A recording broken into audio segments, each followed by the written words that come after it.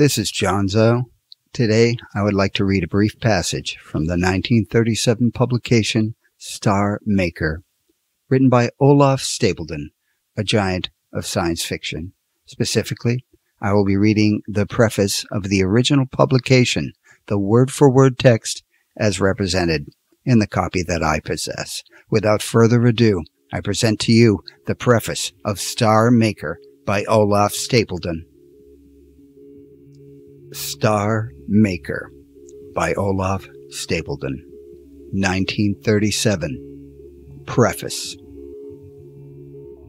At a moment when Europe is in danger of a catastrophe worse than that of 1914, a book like this might be condemned as a distraction from the desperately urgent defense of civilization against modern barbarism. Year by year, month by month, the plight of our fragmentary and precarious civilization becomes more serious.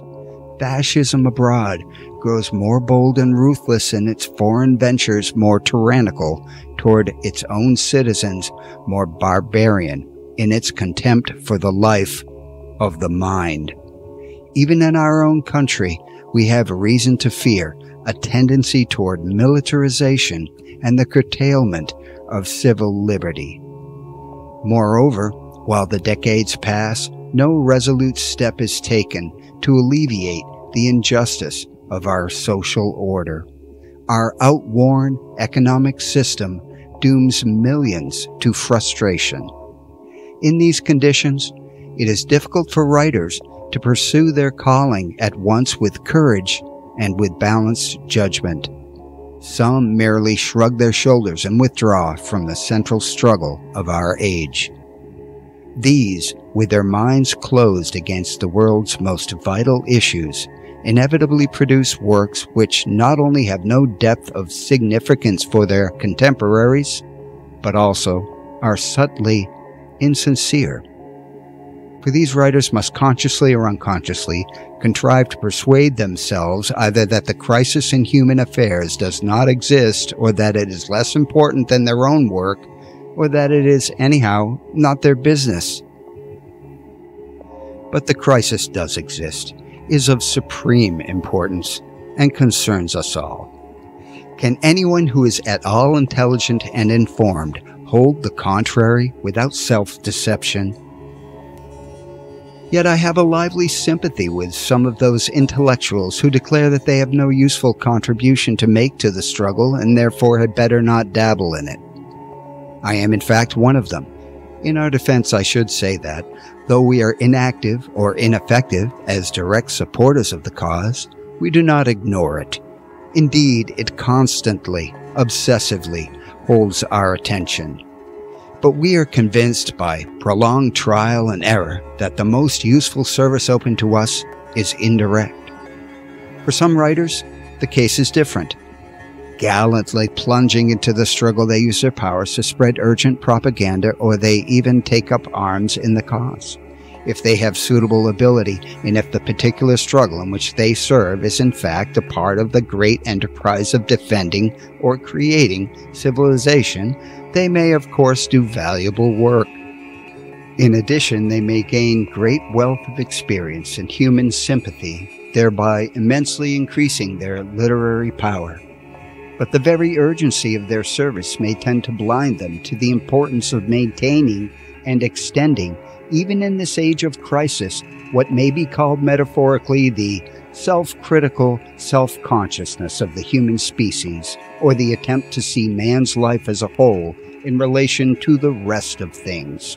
This involves a will to regard all human affairs and ideals and theories with as little human prejudice as possible. Those who are in the thick of the struggle invariably tend to become, though in a great and just cause, partisan. They nobly forgo something of that detachment, that power of cold assessment, which is, after all, among the most valuable human capacities. In their case, this is perhaps as it should be, for a desperate struggle demands less of detachment than of devotion. But some who have the cause at heart must serve by striving to maintain, along with human loyalty, a more dispassionate spirit. And perhaps the attempt to see our turbulent world against a background of stars may, after all, increase, not lessen, the significance of the present human crisis. It may also strengthen our charity toward one another.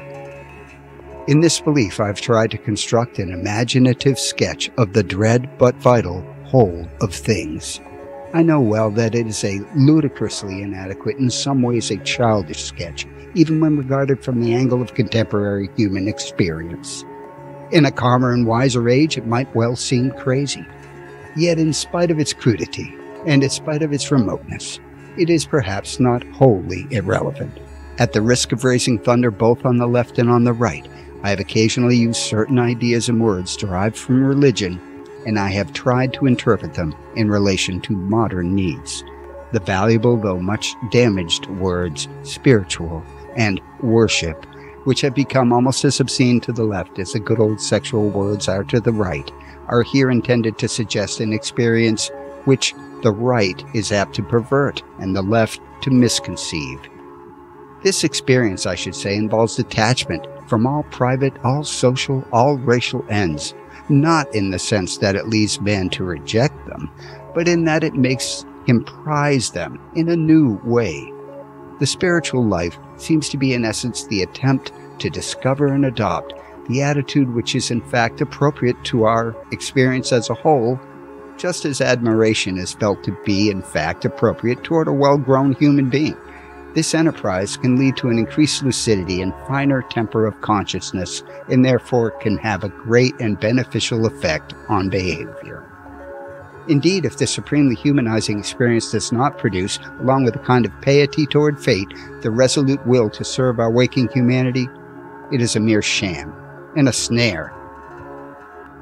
Before closing this preface, I must express my gratitude to Professor L. C. Martin, Mr. L. H. Myers, and Mr. E. V. Rao for much helpful and sympathetic criticism, in consequence of which I rewrote many chapters.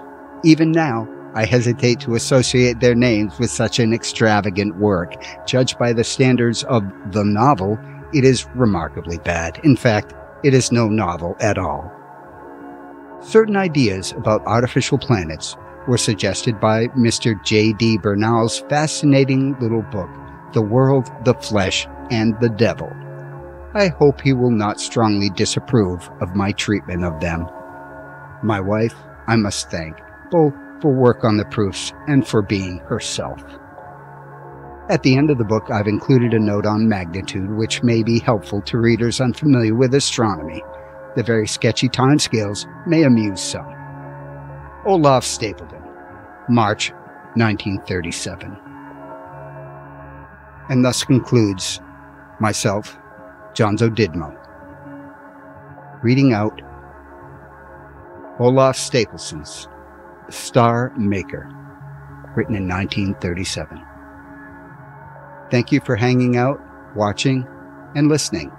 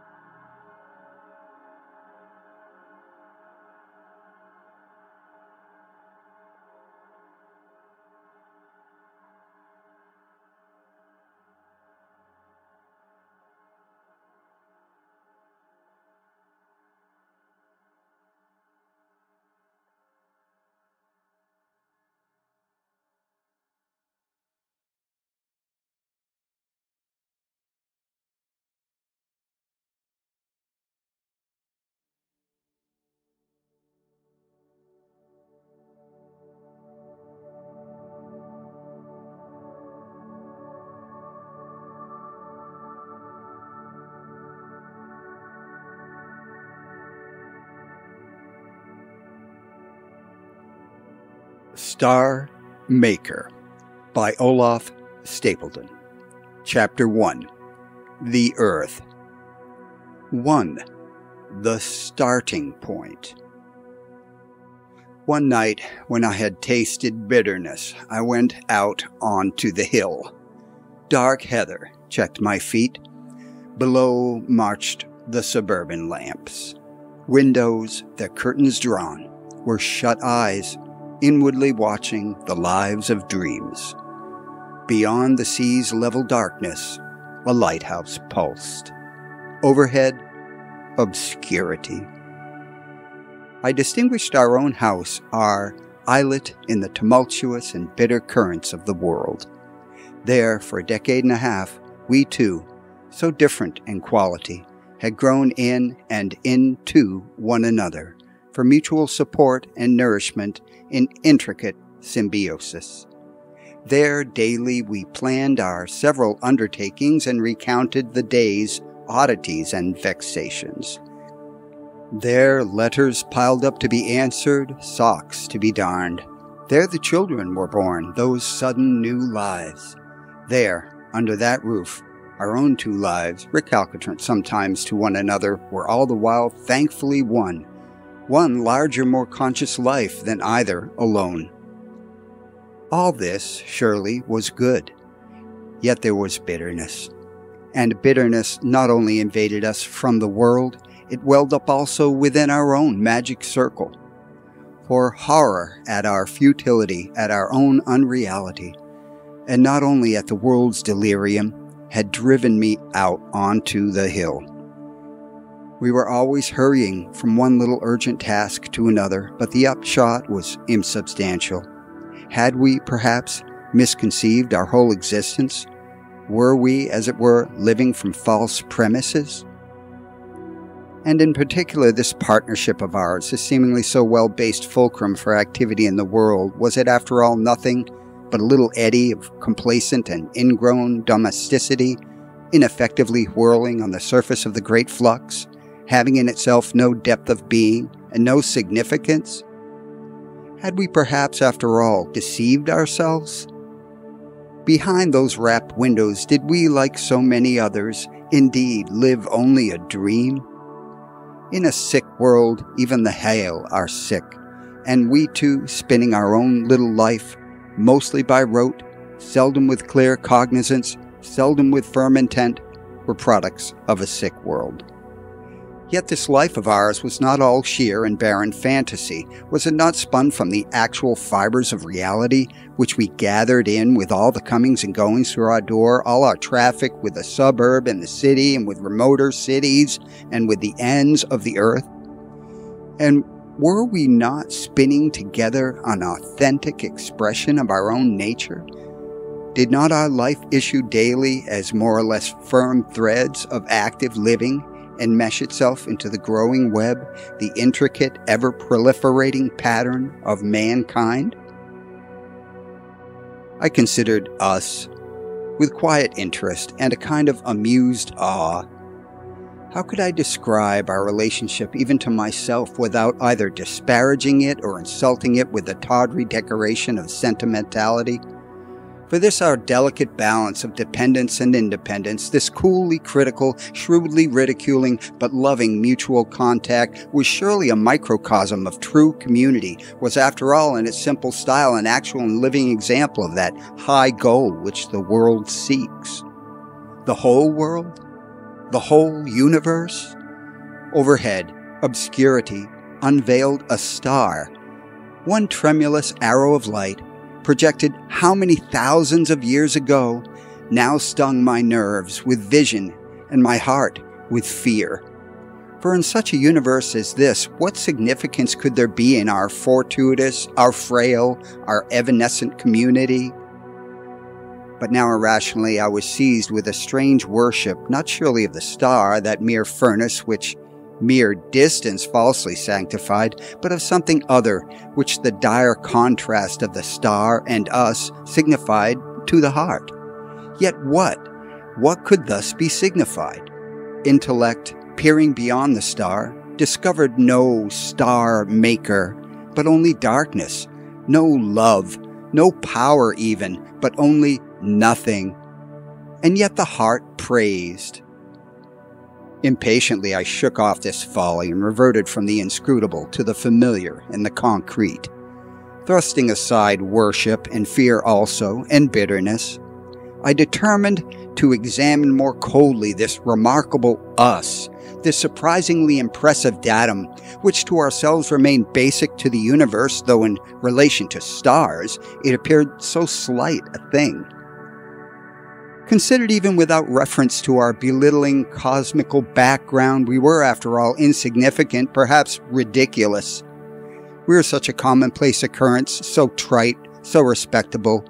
We were just a married couple, making shift to live together without undue strain. Marriage, in our time, was suspect, and ours, with its trivial romantic origin, was doubly suspect. We'd first met when she was a child. Our eyes encountered. She looked at me for a moment with quiet attention. Even I had romantically imagined, with obscure, deep-lying recognition.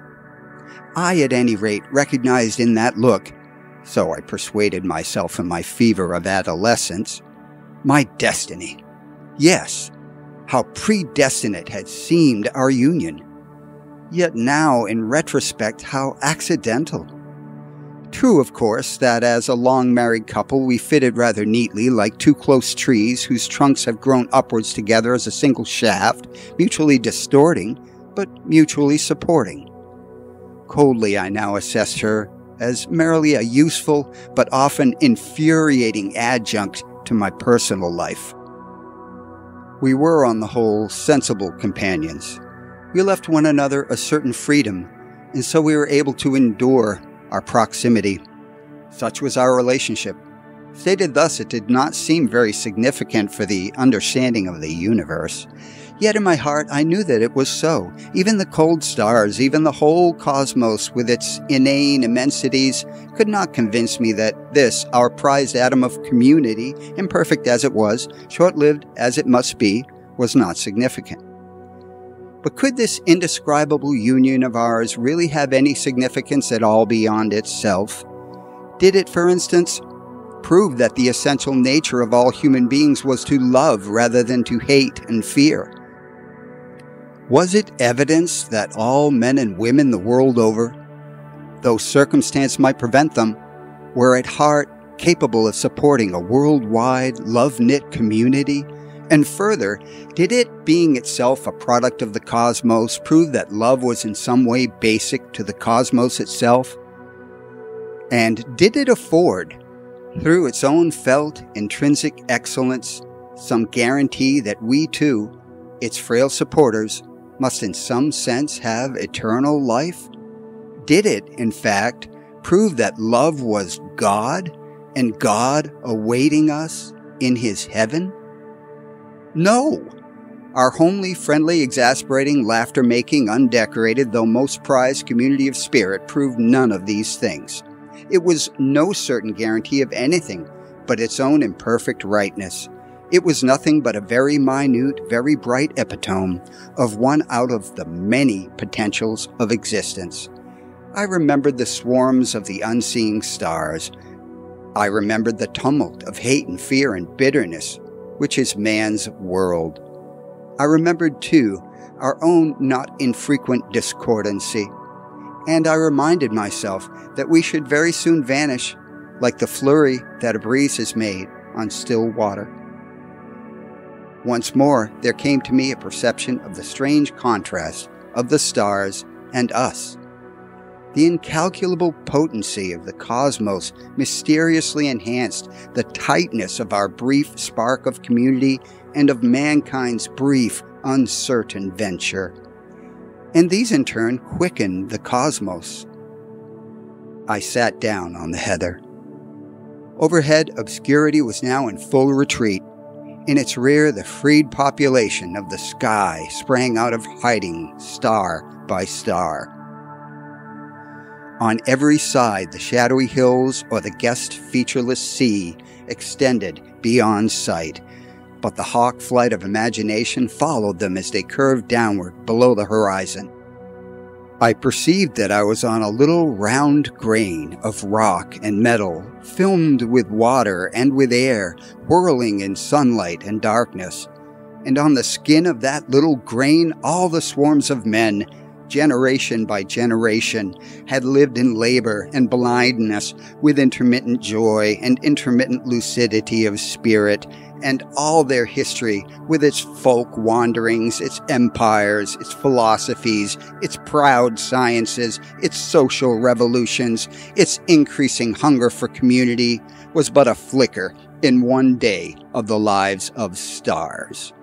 If one could know whether among that glittering host there were here and there other spirit-inhabited grains of rock and metal, whether man's blundering search for wisdom and for love was a sole and insignificant tremor, or part of a universal movement.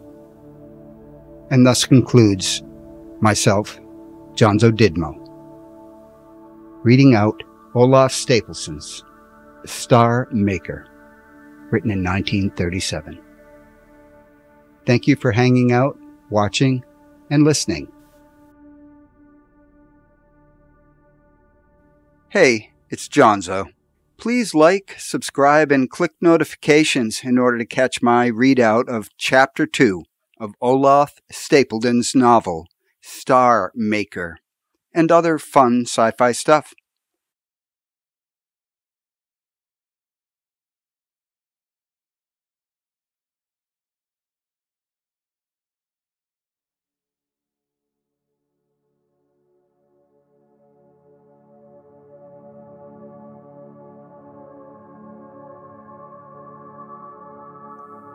Hello, and welcome to Chapter 1, Part 2 of Star Maker by Olaf Stapledon, written in 1937, read today by myself, Jonzo Didmo.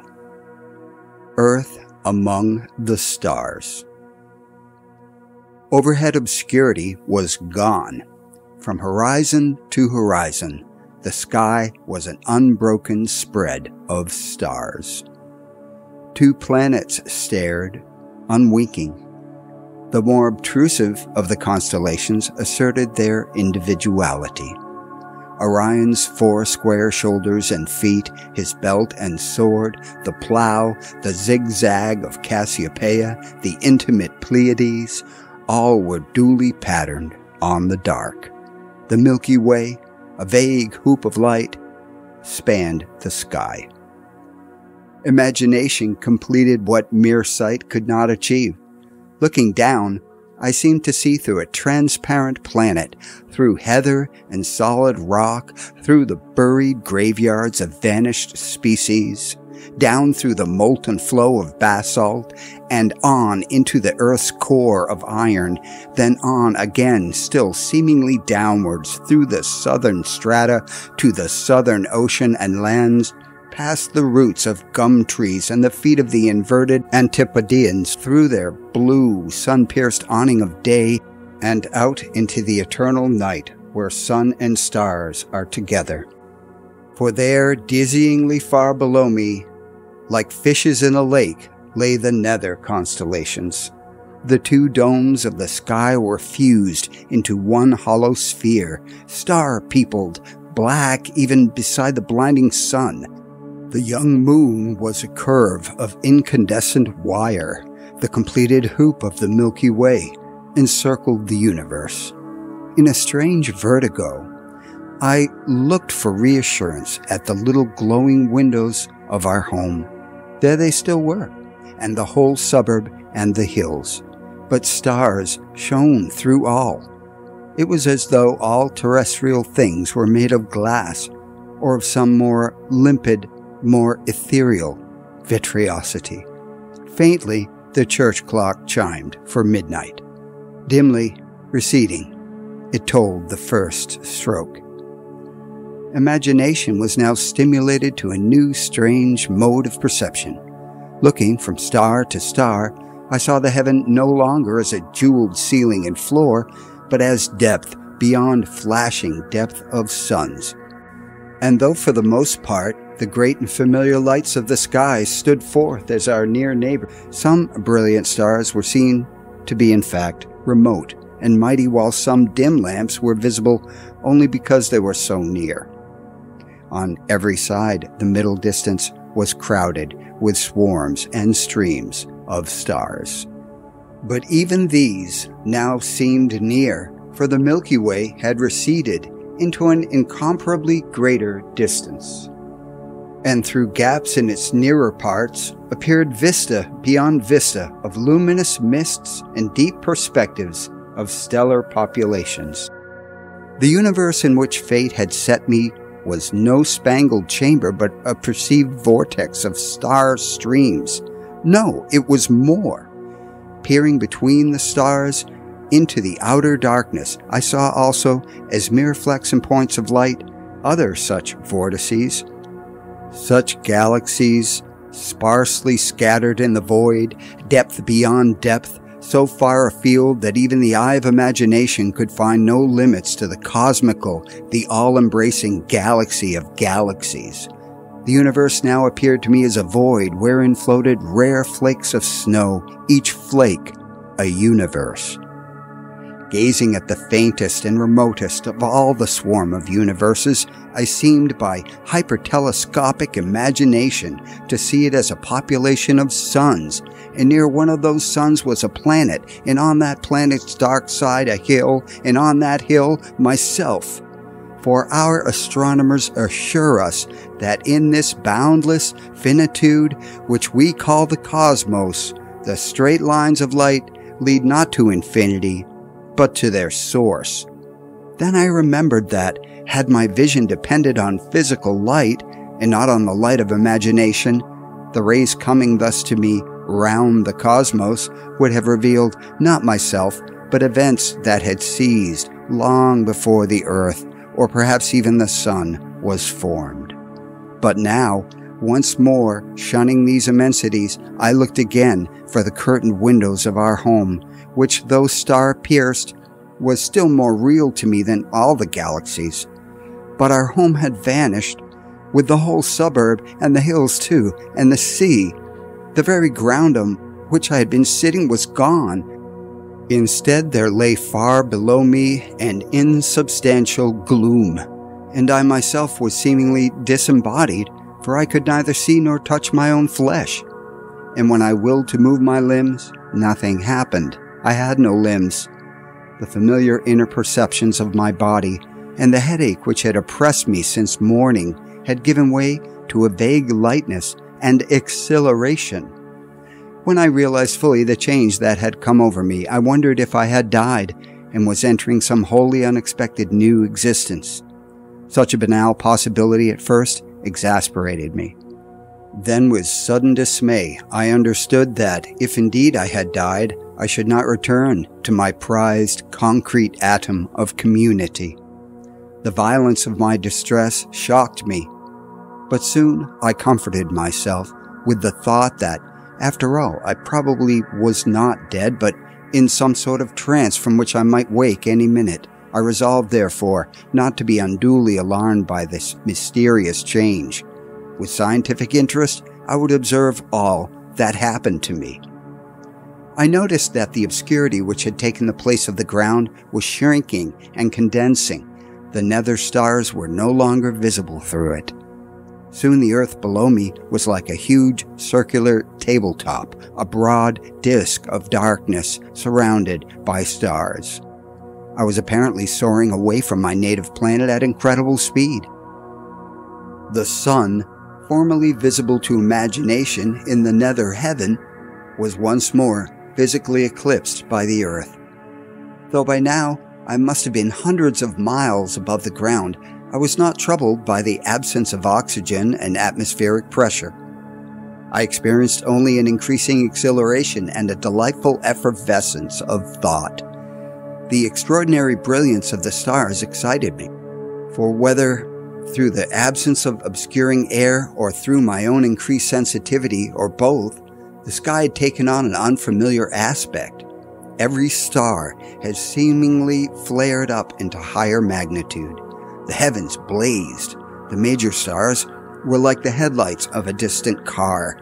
The Milky Way, no longer watered down with darkness, was an encircling granular river of light. Presently, along the planet's eastern limb, now far below me, there appeared a faint line of luminosity, which, as I continued to soar, warmed here and there to orange and red. Evidently I was traveling not only upwards but eastwards and swinging round into the day. Soon the sun leapt into view, devouring the huge crescent of dawn with its brilliance. But as I sped on, sun and planet were seen to drift apart, while the thread of dawn thickened into a misty breadth of sunlight. This increased like a visibly waxing moon till half the planet was illuminated. Between the areas of night and day, a belt of shade, warm-tinted, broad as a subcontinent, now marked the area of dawn.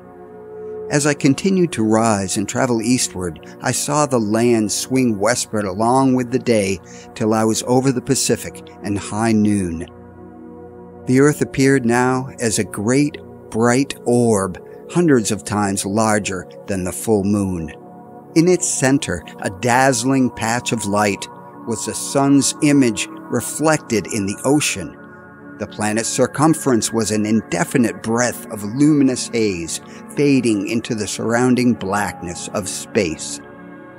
Much of the northern hemisphere, tilted somewhat toward me, was an expanse of snow and cloud tops. I could trace parts of the outlines of Japan and China, their vague browns and greens indenting the vague blues and grays of the ocean. Toward the equator, where the air was clearer, the ocean was dark. A little whirl of brilliant cloud was perhaps the upper surface of a hurricane. The Philippines and New Guinea were precisely mapped. Australia faded into the hazy southern limb. The spectacle before me was strangely moving. Personal anxiety was blotted out by wonder and admiration, for the sheer beauty of our planet surprised me. It was a huge pearl set in spangled ebony. It was nacre. It was an opal. No, it was far more lovely than any jewel. Its pattern coloring was more subtle, more ethereal. It displayed the delicacy and brilliance, the intricacy and harmony of a live thing. Strange that in my remoteness I seemed to feel as never before the vital presence of Earth, as of a creature alive but tranced and obscurely yearning to wake. I reflected that not one of the visible features of this celestial and living gem revealed the presence of man. Displayed before me, though invisible, were some of the most congested centers of human population. There below me lay huge industrial regions, blackening the air with smoke. Yet all this thronging life and humanly momentous enterprise had made no mark whatever on the features of the planet. From this high lookout, the earth would have appeared no different before the dawn of man. No visiting angel or explorer from another planet could have guessed that this bland orb teemed with vermin, with world-mastering, self-torturing, incipiently angelic beasts. Thus concludes Chapter 1, Part 2 of Star Maker by Olaf Stapledon. Read out by myself, Jonzo Didmo. Thanks for hanging out, for watching, and for listening.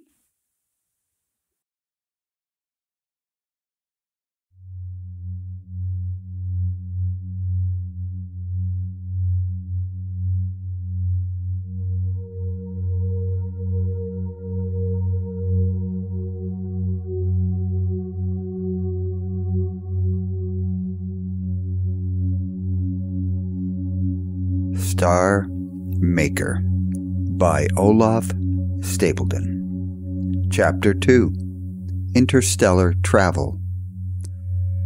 While I was thus contemplating my native planet, I continued to soar through space. The Earth was visibly shrinking into the distance, and as I raced eastward, it seemed to be rotating beneath me. All its features swung westwards, till presently sunset and the mid-Atlantic appeared upon its eastern limb, and then the night. Within a few minutes, as it seemed to me, the planet had become an immense half-moon. Soon it was a misty, dwindling crescent, beside the sharp and minute crescent of its satellite. With amazement, I realized that I must be traveling at a fantastic, a quite impossible rate. So rapid was my progress that I seemed to be passing through a constant hail of meteors. They were invisible till they were almost abreast of me, for they shone only by reflected sunlight, appearing for an instant only, as streaks of light like lamps seen from an express train. Many of them I met in head-on collision, but they made no impression upon me. One huge irregular bulk of rock, the size of a house, thoroughly terrified me. The illuminated mass swelled before my gaze, displayed for a fraction of a second a rough and lumpy surface, and then engulfed me. Or rather, I infer that it must have engulfed me, but so swift was my passage that I had no sooner seen it in the middle distance than I found myself already leaving it behind. Very soon, the Earth was a mere star. I say soon, but my sense of the passage of time was now very confused. Minutes and hours, and perhaps even days, even weeks, were now indistinguishable. While I was still trying to collect myself, I found that I was already beyond the orbit of Mars and rushing across the thoroughfare of the asteroids. Some of these tiny planets were now so near that they appeared as great stars streaming across the constellations. One or two revealed gibbous, then crescent forms, before they faded behind me. Already Jupiter, far ahead of me, grew increasingly bright and shifted its position among the fixed stars. The great globe now appeared as a disk, which soon was larger than the shrinking sun. Its 4 major satellites were little pearls floating beside it. The planet's surface now appeared like streaky bacon by reason of its cloud zones. Clouds fogged its whole circumference. Now I drew abreast of it and passed it. Owing to the immense depth of its atmosphere, night and day merged into one another without assignable boundary. I noted here and there on its eastern and unilluminated hemisphere vague areas of ruddy light, which were perhaps the glow cast upward through dense clouds by volcanic upheavals. In a few minutes, or perhaps years, Jupiter had become once more a star, and then was lost in the splendor of the diminished but still blazing sun. No other of the outer planets lay near my course, but I soon realized that I must be far beyond the limits of even Pluto's orbit. The sun was now merely the brightest of the stars, fading behind me. At last I had time for distress. Nothing now was visible but the starry sky. The Plough, Cassiopeia, Orion, the Pleiades mocked me with their familiarity and their remoteness. The sun was now but among the other bright stars. Nothing changed. Was I doomed to hang thus forever out in space, a bodiless viewpoint? Had I died? Was this my punishment for a singularly ineffectual life? Was this the penalty of an inveterate will to remain detached from human affairs and passions and prejudices? In imagination, I struggled back to my suburban hilltop. I saw our home. The door opened. A figure came out into the garden, lit by the hall light. She stood for a moment looking up and down the road, then went back into the house. But all this was imagination only. In actuality, there was nothing but the stars. After a while, I noticed that the sun and all the stars in its neighborhood were ruddy. Those at the opposite pole of the heaven were of an icy blue. The explanation of this strange phenomenon flashed upon me. I was still traveling, and traveling so fast that light itself was not wholly indifferent to my passage. The overtaking undulations took long to catch me. They therefore affected me as slower pulsations than they normally were, and I saw them therefore as red. Those that met me on my headlong flight were congested and shortened, and were seen as blue. Very soon the heavens presented an extraordinary appearance, for all the stars directly behind me were now deep red, while those directly ahead were violet. Rubies lay behind me, amethysts ahead of me. Surrounding the ruby constellations there spread an area of topaz stars, and round the amethyst constellations an area of sapphires. Beside my course, on every side, the colors faded into the normal white of the sky's familiar diamonds. Since I was traveling almost in the plane of the galaxy, the hoop of the Milky Way, white on either hand, was violet ahead of me, red behind. Presently, the stars immediately before and behind grew dim, then vanished, leaving two starless holes in the heaven, each hole surrounded by a zone of colored stars.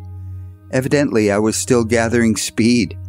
Light from the forward and the hinder stars now reached me in forms beyond the range of my human vision. As my speed increased, the two starless patches before and behind, each with its colored fringe, continued to encroach upon the intervening zone of normal stars which lay abreast of me on every side. Amongst these I now detected movement. Through the effect of my own passage, the nearer stars appeared to drift across the background of the stars at greater distance. This drifting accelerated till, for an instant, the whole visible sky was streaked with flying stars. Then everything vanished. Presumably, my speed was so great in relation to the stars that light from none of them could take normal effect on me. Though I was now perhaps traveling faster than light itself, I seemed to be floating at the bottom of a deep and stagnant well. The featureless darkness, the complete lack of all sensation, terrified me, if I may call terror the repugnance and foreboding which I now experienced without any of the bodily accompaniments of terror, without any sensation of trembling, sweating, gasping, or palpitation. Forlornly, and with self-pity, I longed for home, longed to see once more the face that I knew best. With the mind's eye, I could see her now, sitting by the fire sewing, a little furrow of anxiety between her brows. Was my body, I wondered, lying dead on the heather? Would they find it there in the morning? How would she confront this great change in her life? Certainly with a brave face, but she would suffer. But even while I was desperately rebelling against the dissolution of our treasured atom of community, I was aware that something within me, the essential spirit within me, willed very empathetically not to retreat but to press on with this amazing voyage. Not that my longing for the familiar human world could for a moment be counterbalanced by the mere craving for adventure. I was of too home-keeping a kind to seek serious danger and discomfort for their own sake, but timidity was overcome by a sense of the opportunity that fate was giving me, not only to explore the depths of the physical universe, but to discover what part life and mind were actually playing among the stars. A keen hunger now took possession of me, a hunger not for adventure, but for insight into the significance of man, or of any man-like beings in the cosmos. This homely treasure of ours, this frank and spring-making daisy beside the arid track of modern life, impelled me to accept gladly my strange adventure. For might I not discover that the whole universe was no mere place of dust and ashes with here and there a stunted life, but actually, beyond the parched terrestrial wasteland, a world of flowers? Was man indeed, as he sometimes desired to be, the growing point of the cosmical spirit, in its temporal aspect at least? Or was he one of the many million growing points? Or was mankind of no more importance in the universal view than rats in a cathedral? And again, was man's true function power, or wisdom, or love, or worship, or all of these? Or was the idea of function, of purpose, meaningless in relation to the cosmos? These grave questions I would answer. Also, I must learn to see a little more clearly and confront a little more rightly, so I put it to myself, that which, when we glimpse at it all, compels our worship. I now seemed to my self-important self to be no isolated individual craving aggrandizement, but rather an emissary of mankind, no, an organ of exploration, a feeler projected by the living human world to make contact with its fellows in space. At all cost, I must go forward, even if my trivial earthly life must come to an untimely end and my wife and children be left without me. I must go forward, and somehow, someday, even if after centuries of interstellar travel, I must return. When I look back on that phase of exaltation, now that I have indeed returned to Earth after the most bewildering adventures, I am dismayed at the contrast between the spiritual treasure which I aspired to hand over to my fellow men and the paucity of my actual tribute. This failure was perhaps due to the fact that, though I did indeed accept the challenge of the adventure, I accepted it only with secret reservations. Fear and the longing for comfort, I now recognize, dimmed the brightness of my will. My resolution, so boldly formed, proved after all frail. My unsteady courage often gave place to yearnings for my native planet. Over and over again in the course of my travels, I had a sense that, owing to my timid and pedestrian nature, I missed the most significant aspects of events. Of all that I experienced on my travels, only a fraction was clearly intelligible to me even at the time, and then, as I shall tell, my native powers were aided by beings of superhuman development. Now that I am once more on my native planet and this aid is no longer available, I cannot recapture even so much of the deeper insight as I formerly attained. And so my record, which tells of the most far-reaching of all human explorations, turns out to be, after all, no more reliable than the rigmarole of any mind unhinged by the impact of experience beyond its comprehension. To return to my story. How long I spent in debate with myself, I do not know, but soon after I had made my decision, the absolute darkness was pierced once more by stars. I was apparently at rest, for stars were visible in every direction, and their color was normal. But a mysterious change had come over me. I soon discovered that, by merely willing to approach a star, I could set myself in motion toward it, and at such a speed that I must have traveled much faster than normal light. This, as I knew very well, was physically impossible. Scientists had assured me that motion faster than the speed of light was meaningless. I inferred that my motion must therefore be in some manner a mental, not a physical phenomenon, that I was enabled to make up excessive viewpoints without physical means of locomotion. It seemed to me evident, too, that the light with which the stars were now revealed to me was not normal physical light, for I noticed that my new and expeditious means of travel took no effect upon the visible colors of the stars. However fast I moved, they retained their diamond hues, though all were somewhat brighter and more tinted than in normal vision.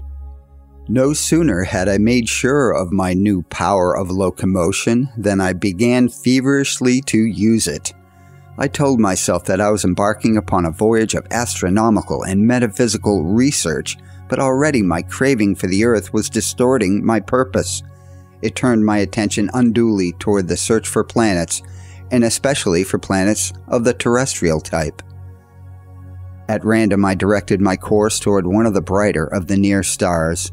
So rapid was my advance that Certain lesser and still nearer luminaries streamed past me like meteors. I swung close to the great sun, insensitive to its heat. On its mottled surface, in spite of the pervading brilliance, I could see, with my miraculous vision, a group of huge, dark sunspots, each one a pit into which a dozen Earths could have been dropped. Round the star's limb, the excrescences of the chromosphere looked like fiery trees and plumes and prehistoric monsters that tiptoe or awning, all on a globe too small for them. Beyond these pale corona, spread its films into the darkness. As I rounded the star in hyperbolic flight, I searched anxiously for planets, but found none. I searched again, meticulously, tacking and veering near and far. In the wider orbits, a small object like the Earth might easily be overlooked. I found nothing but meteors and a few insubstantial comets. This was the more disappointing because the star seemed to be much of the same type as the familiar Sun. Secretly, I had hoped to discover not merely planets, but actually the Earth. Once more, I struck out into the ocean of space, heading for another near star. Once more, I was disappointed. I approached yet another lonely furnace. This too was untended by the minute grains that harbor life. I now hurried from star to star, a lost dog looking for its master. I rushed hither and thither, intent on finding a sun with planets, and among those planets, my home. Star after star I searched, but far more I passed impatiently, recognizing at once that they were too large and tenuous and too young to be Earth's luminary. Some were vague, ruddy giants broader than the orbit of Jupiter. Some smaller and more definite had the brilliance of 1,000 suns, and the color was blue. I had been told that our sun was of average type, but I now discovered many more of the great youngsters than of the shrunken, yellowish middle-aged. Seemingly, I must have strayed into a region of late stellar condensation. I noticed, but only to avoid them, great clouds of dust, huge as constellations, eclipsing the star streams, and tracts of palely glowing gas, shining sometimes by their own light, sometimes by the reflected light of stars. Often these nacrous cloud continents had secreted within them a number of vague pearls of light, the embryos of future stars. I glanced heedlessly at many star couples, trios, and quartets, in which more or less equal partners waltz in close union. Once, and once only, I came on one of those rare couples in which one partner is no bigger than a mere Earth, but massive as a whole great star and very brilliant. Up and down this region of the galaxy I found, here and there, a dying star, somberly smoldering, and here and there the encrusted and extinguished dead. These I could not see till I was almost upon them, and then only dimly, by the reflected light of the whole heaven. I never approached nearer to them than I could help, for they were of no interest to me in my crazy yearning for the Earth. I was comforted, however, to find that, as yet, there were so few of them. I found no planets. I knew well that the birth of planets was due to the close approach of two or more stars, and that such accidents must be very uncommon. I reminded myself that stars with planets must be as rare in the galaxy as gems among the grains of sand on the seashore. What chance had I of coming upon one? I began to lose heart. The appalling desert of darkness and barren fire, the huge emptiness so sparsely pricked with scintillations, the colossal futility of the whole universe hideously oppressed me. And now, in added distress, my power of locomotion began to fail. Only with a great effort could I move at all among the stars, and then but slowly, and ever more slowly. Soon I should find myself pinned fast in space like a fly in a collection, but lonely, eternally alone. Yes, surely this was my special hell. I pulled myself together. I reminded myself that even if this was to be my fate, it was no great matter. The Earth could do very well without me. and even if there was no other living world anywhere in the cosmos, still the Earth itself had life, and might wake to far fuller life. And even though I had lost my native planet, still that beloved world was real. Besides, my whole adventure was a miracle, and by continued miracle might I not stumble on some other Earth? I remembered that I had undertaken a high pilgrimage, and that I was man's emissary to the stars. With returning courage, my power of locomotion returned. Evidently, it depended on a vigorous and self-detached mentality. My recent mood of self-pity and earthward yearning had hampered it. Resolving to explore a new region of the galaxy, where perhaps there would be more of the older stars and a greater hope of planets, I headed in the direction of a remote and populous cluster. From the faintness of the individual members of this vaguely speckled ball of light, I guessed that it must be very far afield. On and on I traveled into the darkness. As I never turned aside to search, my course through the ocean of space never took me near enough to any star to reveal it as a disk.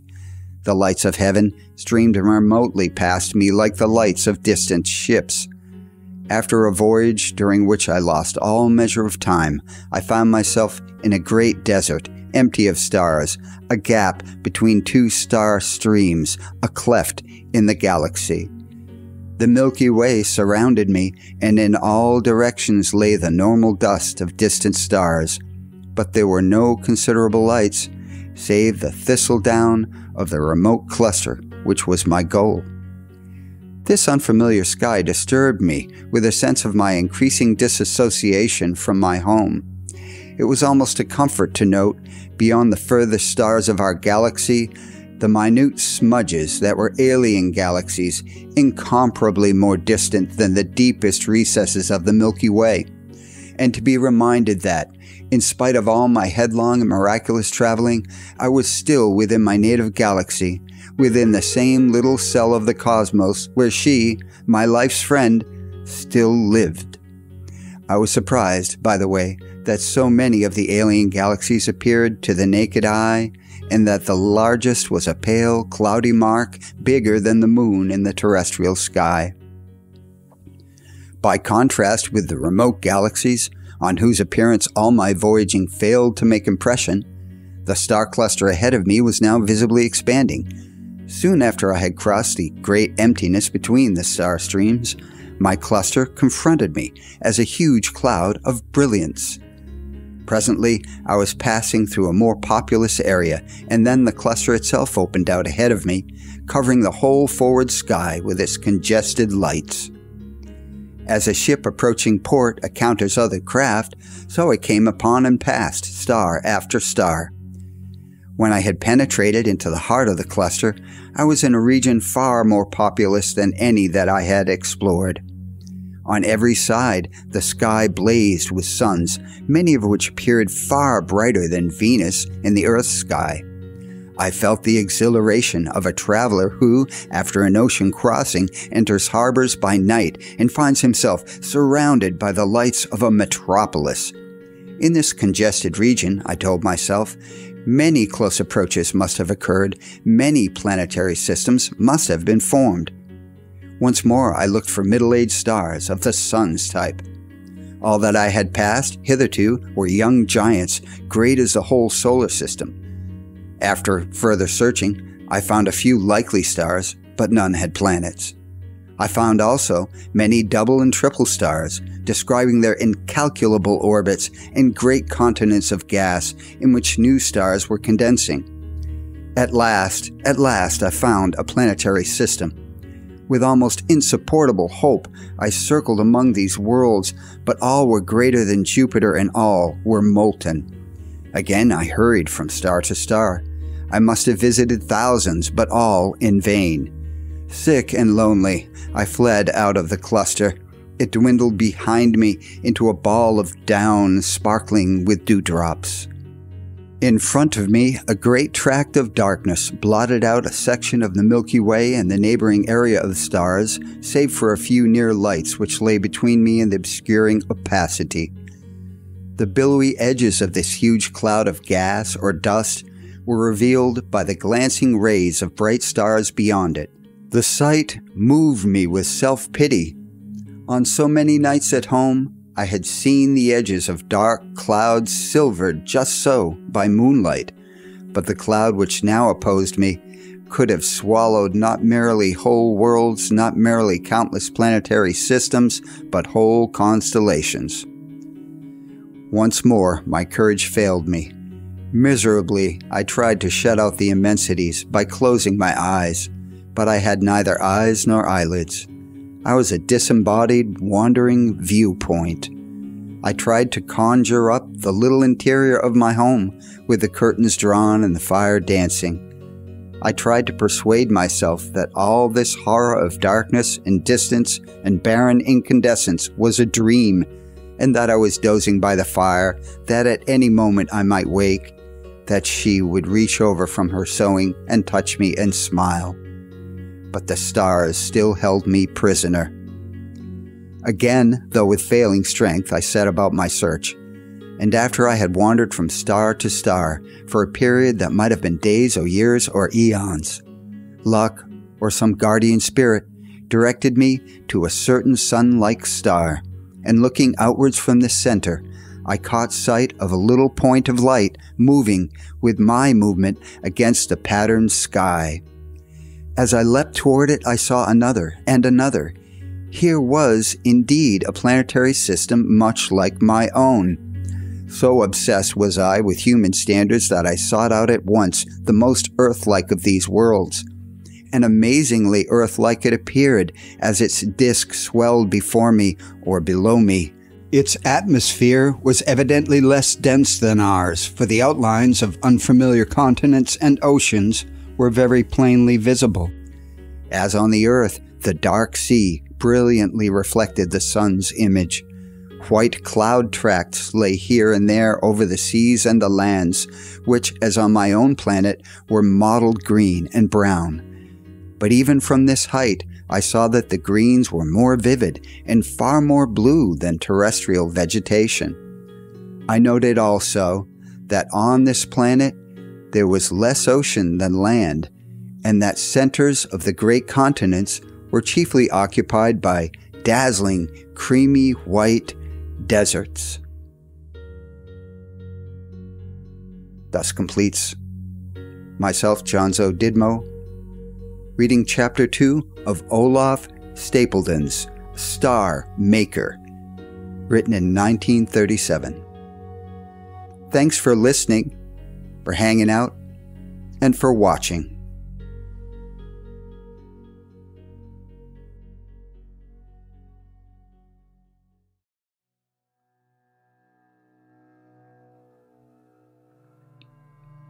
Hello, Jonzo Didmo here, reading out Chapter 3 of Olaf Stapledon's Star Maker, a novel written in 1937.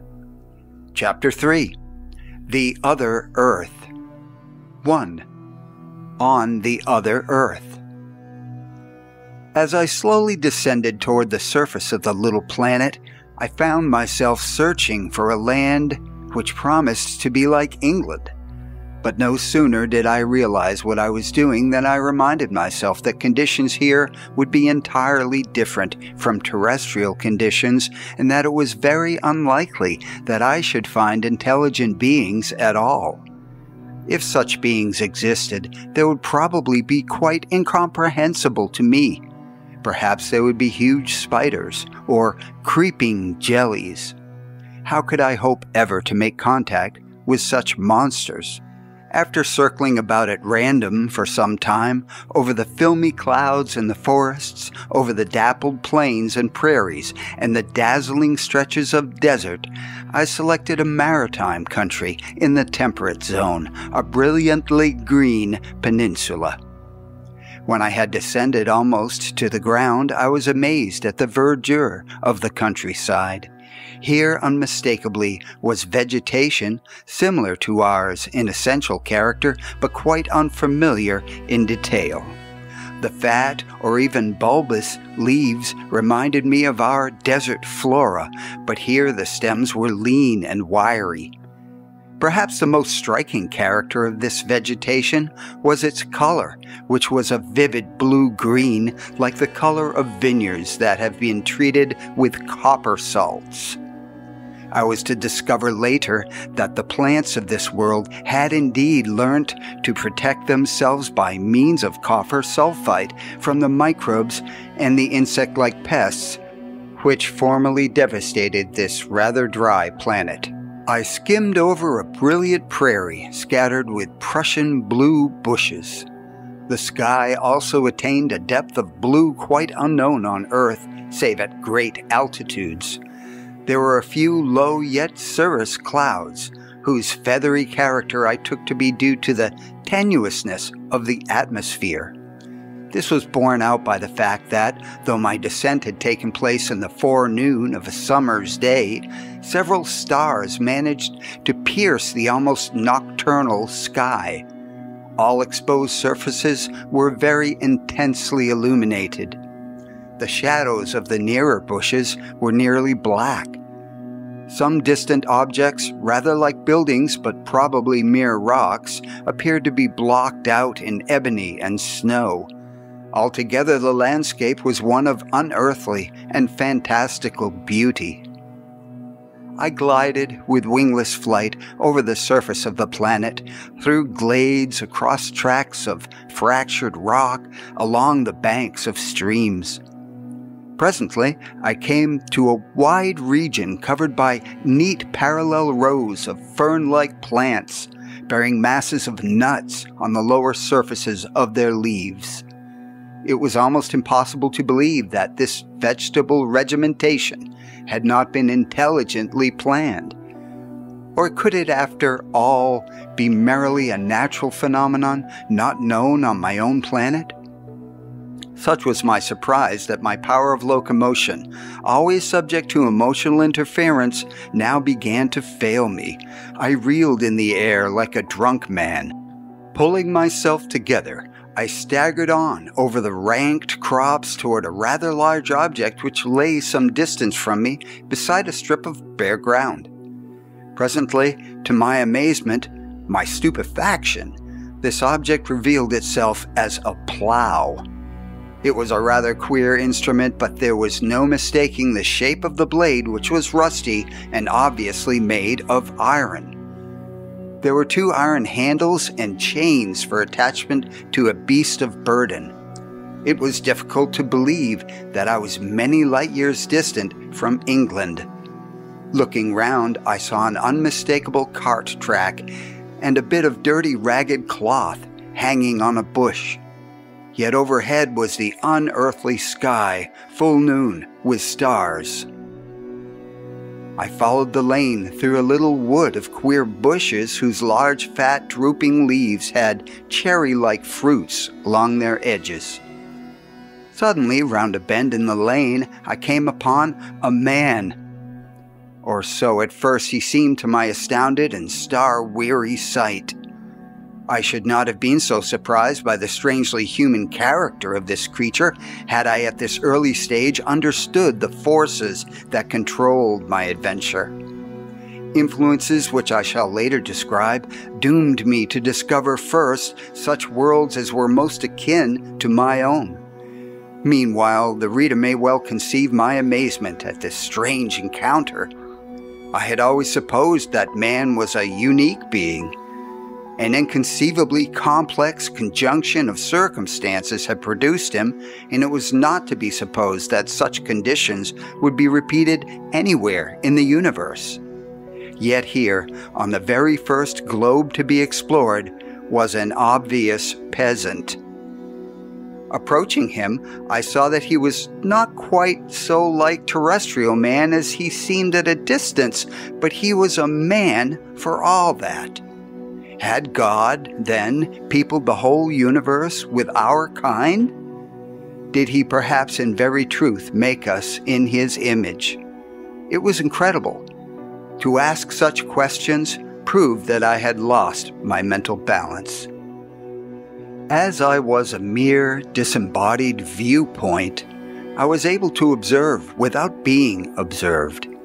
I floated about him as he strode along the lane. He was an erect biped and in general plan definitely human. I had no means of judging his height, but he must have been approximately of normal terrestrial stature, or at least not smaller than a pygmy and not taller than a giant. He was of slender build. His legs were almost like a bird's and enclosed in rough, narrow trousers.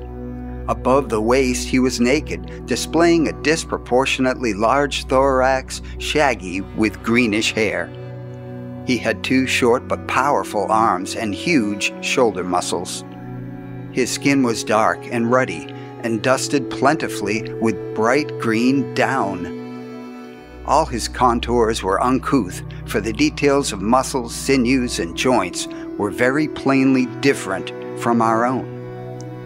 His neck was curiously long and supple. His head I can best describe by saying that most of the brain pan, covered with a green thatch, seemed to have slipped backwards and downwards over the nape. His 2 very human eyes peered from under the eaves of hair. An oddly projecting, almost spout-like mouth made him look as though he were whistling. Between the eyes, and rather above them, was a pair of great equine nostrils, which were constantly in motion. The bridge of the nose was represented by an elevation in the thatch, reaching from the nostrils backward over the top of the head. There were no visible ears. I discovered later that the auditory organs opened into the nostrils. Clearly, although evolution on this Earth-like planet must have taken a course on the whole surprisingly like that which had produced my own kind, there must also have been many divergencies. The stranger wore not only boots but gloves, seemingly old tough leather. His boots were extremely short. I was to discover later that the feet of this race, the other men as I called them, were rather like the feet of an ostrich or a camel. The instep consisted of 3 great toes grown together. In place of the heel there was an additional broad, stumpy toe. The hands were without palms. Each was a bunch of 3 gristly fingers and a thumb. The aim of this book is not to tell of my own adventures, but to give some idea of the worlds which I visited. I shall therefore not recount in detail how I established myself among the other men. Of myself, it is enough to say a few words. When I had studied this agriculturalist for a while, I began to be strangely oppressed by his complete unawareness of myself. With painful clearness, I realized that the purpose of my pilgrimage was not merely scientific observation, but also the need to effect some kind of mental and spiritual traffic with other worlds for mutual enrichment and community. How should I ever be able to achieve this end unless I could find some means of communication? It was not until I had followed my companion to his home and had spent many days in that little circular stone house with roof of mudded wicker that I discovered the power of entering into his mind, of seeing through his eyes, sensing through all his sense organs, perceiving his world just as he perceived it, and following much of his thought and his emotional life. Not till very much later, when I had passively inhabited many individuals of the race, did I discover how to make my presence known and even to converse inwardly with my host. This kind of internal telepathic intercourse, which was to serve me in all my wanderings, was at first difficult, ineffective, and painful. But in time I came to be able to live through the experiences of my host with vividness and accuracy, while yet preserving my own individuality, my own critical intelligence, my own desires and fears. Only when the other had come to realize my presence within him could he, by a special act of volition, keep particular thoughts secret from me. It can well be understood that at first I found these alien minds quite unintelligible. Their very sensations differed from my familiar sensations in important respects. Their thoughts and all their emotions and sentiments were strange to me. The traditional groundwork of these minds, their most familiar concepts, were derived from a strange history and expressed in languages which to the terrestrial mind were subtly misleading. I spent on the other earth many other years, wandering from mind to mind and country to country, but I did not gain any clear understanding of the psychology of the other men and the significance of their history till I had encountered one of their philosophers, an aging but still vigorous man whose eccentric and unpalatable views had prevented him from attaining eminence. Most of my hosts, when they became aware of my presence within them, regarded me either as an evil spirit or as a divine messenger. The more sophisticated, however, assumed that I was a mere disease, a symptom of insanity in themselves. They therefore promptly applied to the local mental sanitation officer. After I had spent, according to the local calendar, a year or so of bitter loneliness among minds who refused to treat me as a human being, I had the good fortune to come under the philosopher's notice. One of my hosts, who complained of suffering from voices and visions of another world, appealed to the old man for help. Valtu, for such approximately was the philosopher's name, the two being pronounced more or less as in Welsh. Valtu effected a cure by merrily inviting me to accept the hospitality of his own mind, where he said he would very gladly entertain me. It was with extravagant joy that I made contact at last with a being who recognized in me a human personality. All right, we'll break there. And we'll return for part 2 of Chapter 3 of Olaf Stapledon's Star Maker. Until then, this is Jonzo Didmo, thanking you for stopping by, listening, and for watching.